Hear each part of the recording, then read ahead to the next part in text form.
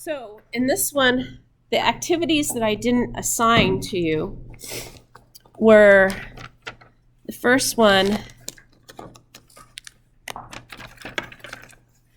We did not do activity 1. Is that correct? Correct. Yeah, because I changed it after a few semesters. Here's what you would have learned from activity 1. It would have taken you about an hour. And what you would have learned is the inside of a resting cell is negative. I hope at this point you know the big 3 reasons why. And you also would have learned that neuronal cells are excitatory cells, which means that their resting membrane potential can actually deviate. It can become depolarized or hyperpolarized. Activity 2, in activity 2, which I did not assign if I'm remembering correctly as well, here's what you would have learned from activity 2, just for kicks. It would have taken you an hour. Haley, just to teach you that you cannot smell through your eyes, see through your ears, or hear through your nose. So receptors for different stimuli are very specific. But activity 3 I did assign. So for activity 3, here is what we did.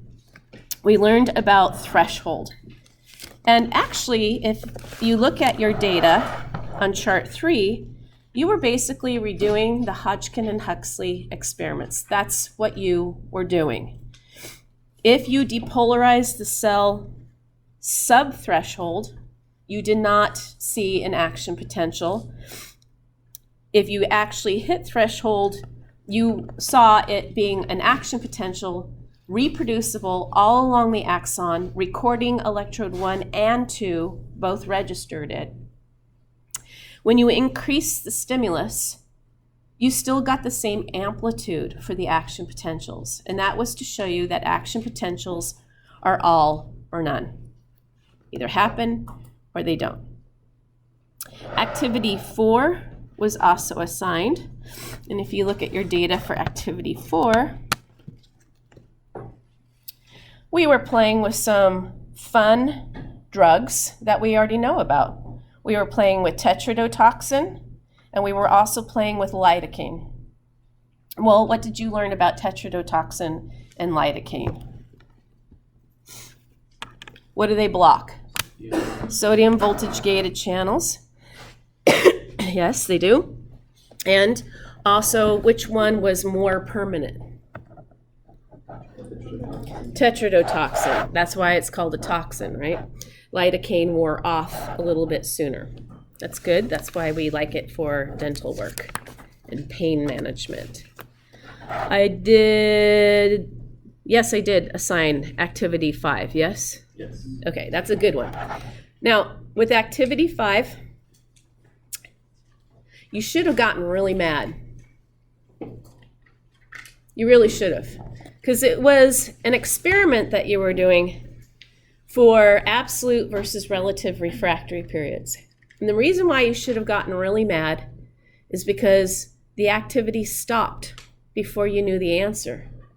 You should have said, no, physioEx, add on another 10 minutes for this activity, please. Make it a little bit longer, I gotta know.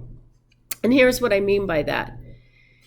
In the very first experiment, excuse me, you were stimulating, you can think of it as zapping a neuron every 250 milliseconds.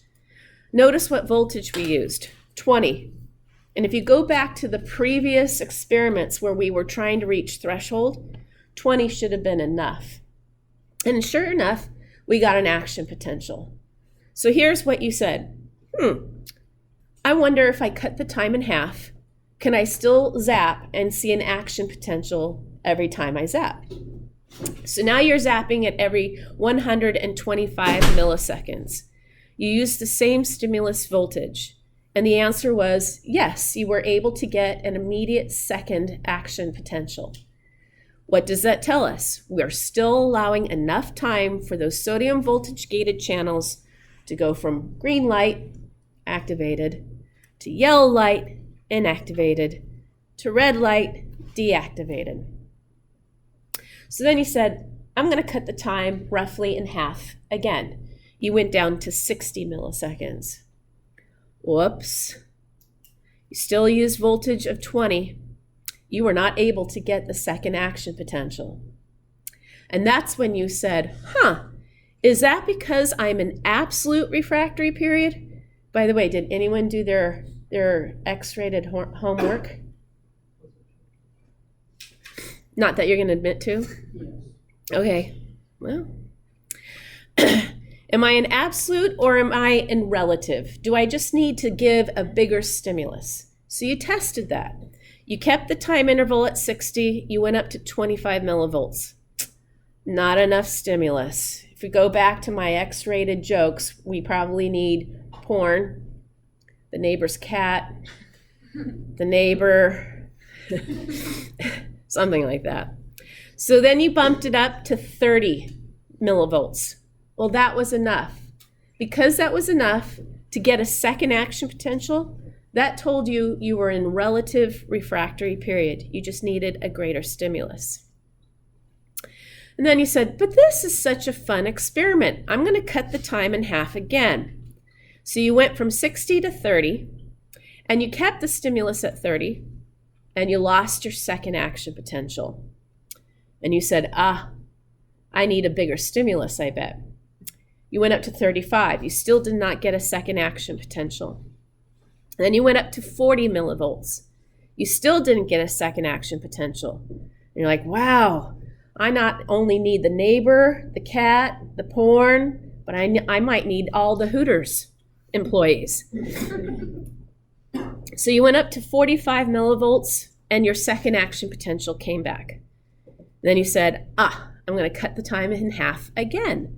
But I learn more quickly than a monkey at this point.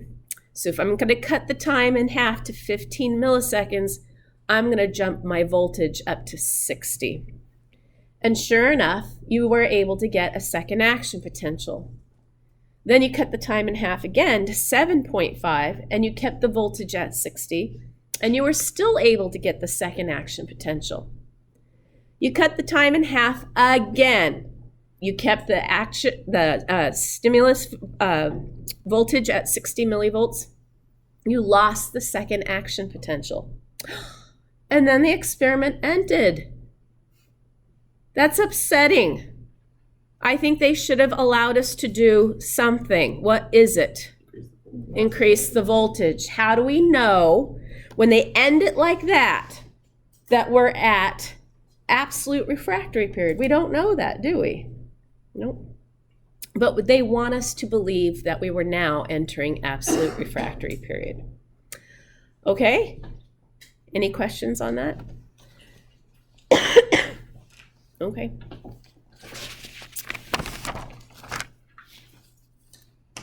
Three, four, five, and then it was 7, 8, 9, right? Okay.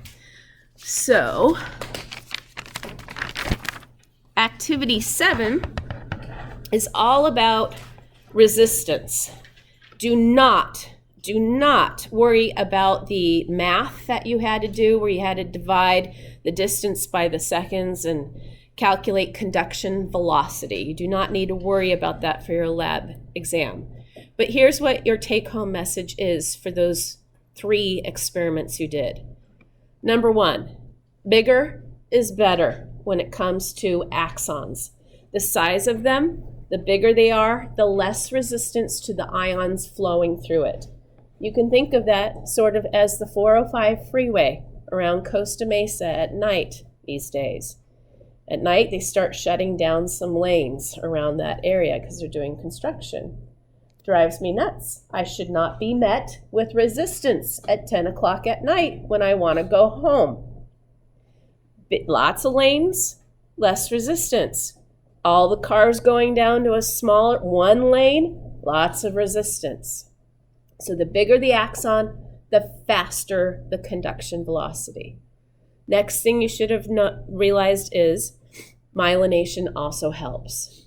Myelination leads to the voltage-gated channels being found in the nodes de Ranvier, and this allows for saltatory conduction. Last week, I showed you two axons. One was myelinated, one was not. And remember the telephone game that we played? It took too long for the message to go all the way across the room. It was a lot faster if half the room shouted at the other side of the room. So next activity, if there aren't questions on that.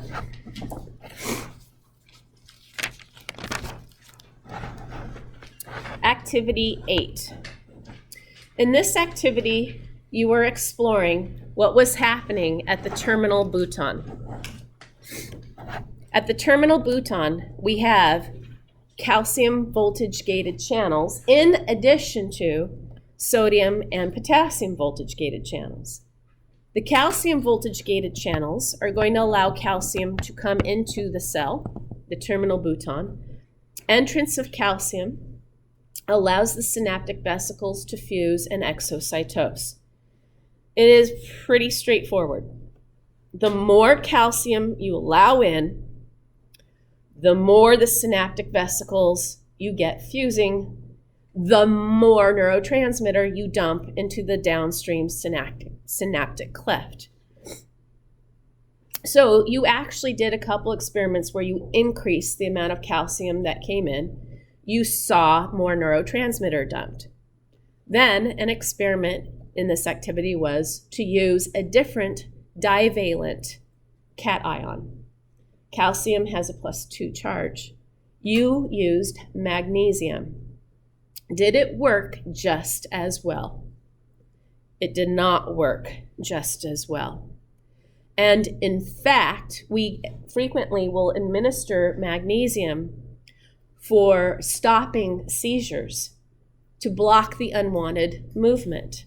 And the magnesium basically gums up the calcium voltage-gated channels, and you get less neurotransmitter being released because of it.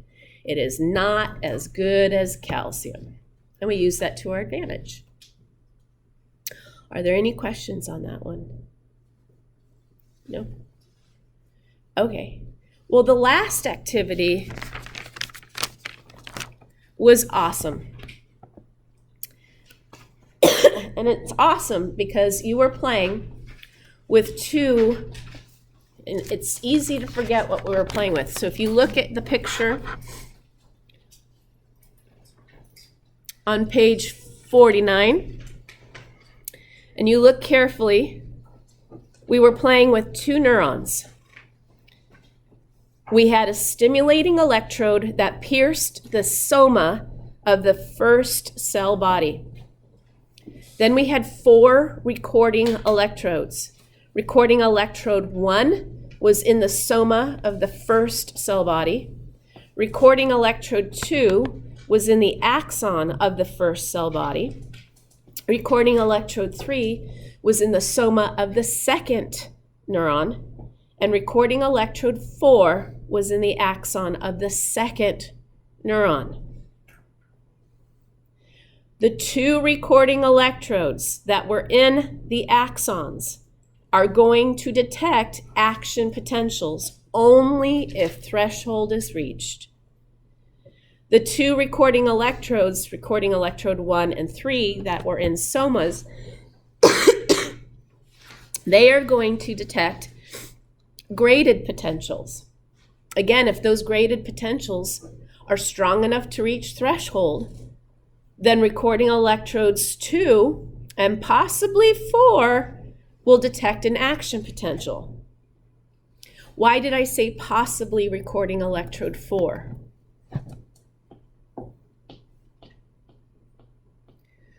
Strong enough to propagate to the whole. Yep, what Tyler said. If the first neuron does not dump enough neurotransmitter in the synaptic cleft onto the second neuron might not reach threshold, right? So recording electrode 4 might not detect an action potential. So when we look at our data, when we had no stimulus, no shock, we didn't get an action potential detected in any of the 2 neurons, and we also did not detect a graded potential in either of the 2. When we gave a weak stimulus to the first neuron, we depolarized it from -70 to about -60.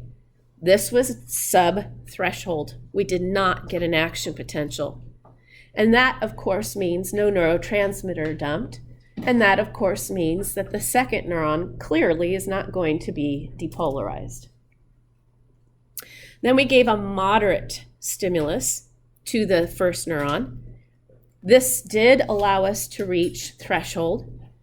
It did cause the neuron to fire multiple action potentials, leading to quite a bit of neurotransmitter released, to the point where the second neuron was excited.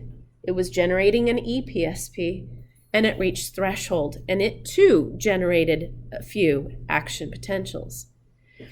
When we gave more stimulus, the first neuron fired more frequently, dumped more neurotransmitter. The second neuron was stimulated more frequently and also generated more action potentials. If action potentials are all or none, then how do we code for intensity? Frequency. The greater the stimulus, the more action potentials you'll get. Good? Questions? You have none. Okay. All right. What's the actual definition of an action potential? A temporary reversal of resting membrane potential.